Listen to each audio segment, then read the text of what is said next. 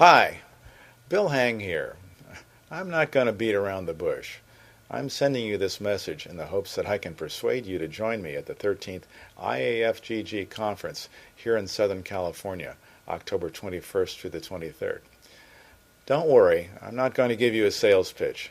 Those of you who've met me know that I couldn't if I tried. It's interesting. If you'd asked me 40 years ago what I'd be doing at this stage in my life, I'd have told you that I'd be getting ready to retire. Back then I was just out of dental school and never could have envisioned that my life today would be focused on developing attractive faces for children and treating incredibly complicated adult cases with serious pain or OSA patterns. Dentistry was going to be a very predictable way for me to make a living, support the woman I was soon to marry, and the children that we would have, and build a retirement nest egg. But things didn't work out that way. In fact, not even close. I plan to continue working until I'm literally no longer able. I'm that excited about what I do every day. But it wasn't always like this. In fact, there was a time when I was so down on orthodontics that I considered leaving the profession altogether. Straight out of dental school, I spent 2 years in the Air Force getting very proficient at doing pin-retained MODFL silver amalgam restorations. Classic tooth carpentry that not one general dentist does today.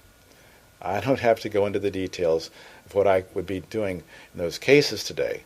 Let it suffice to say that dentistry, to the infinite credit of many great thinkers and dental pioneers, has evolved almost beyond measure since I was restoring teeth with amalgam. And I don't think it's an exaggeration to say that our society has benefited enormously from dental advances. Unfortunately, I don't think the same can be said about orthodontics. And that's exactly why I want you to join us at the IAFGG conference in October.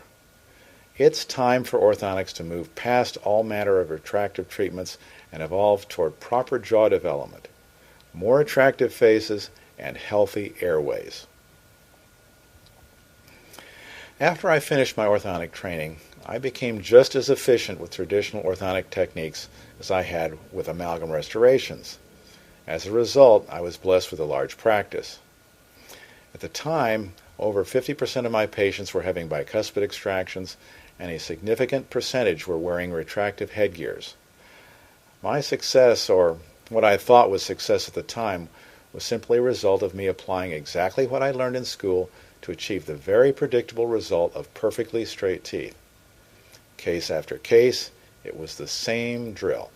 Extract, retract, hand them to retainers, and collect the fee. Just like I had planned, life was predictable. The practice allowed me to comfortably support my family, and the second I locked the office door at night, I was done thinking about orthodontics and off to enjoy the other parts of my life. It's been said that life's big opportunities come wrapped in the form of big shake-ups. That's definitely been true for me. I remember it like it was yesterday. The year was 1981, and I was having lunch with a referring dentist and close friend. He'd been traveling extensively for CE and told me he'd met orthodontists who didn't take out teeth as frequently as I did and who treated earlier than I did. He questioned why I treated the way I did.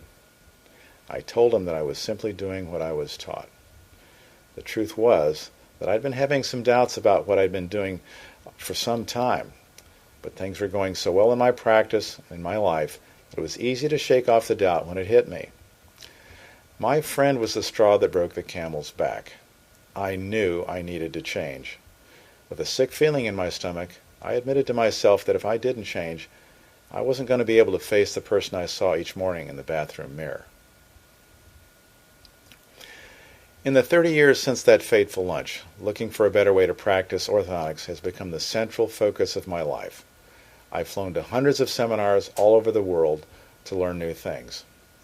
Sadly, a day does not go by in my practice that I'm not treating an adult patient who suffered for years from what is still considered acceptable orthodontic treatment. Unlike dentistry, the underlying philosophy of orthodontics has not changed significantly since its founding in the 1800s. From its inception, orthodontics has sought to straighten teeth through retractive mechanics. The appliances have become more efficient, The marketing has become more slick, but the results by and large are the same as they have always been. Far too many people end up with recessed chins, flat cheeks, long faces, open bites, hooked noses, compromised airways, and jaws that are not properly positioned in the face. I know that many of my patients' lives would have been different and better if they had never had any orthodontic work done at all. I'm passionate about 3 areas of my practice. First is BioBlock Orthotropics, which expands the jaws and develops them forward in young patients, giving the permanent teeth plenty of room to come in naturally and eliminating the need for extractions. The most successful BioBlock cases also produce beautifully balanced faces and expanded airways. Second is reopening extraction spaces for adults and preparing them for full mouth restoration. This is a treatment that I perform for patients who usually come to me wanting to reverse the results of previous orthodontic work or have naturally dished-in faces. They also, in most cases, have pain patterns of varying intensity when they start treatment.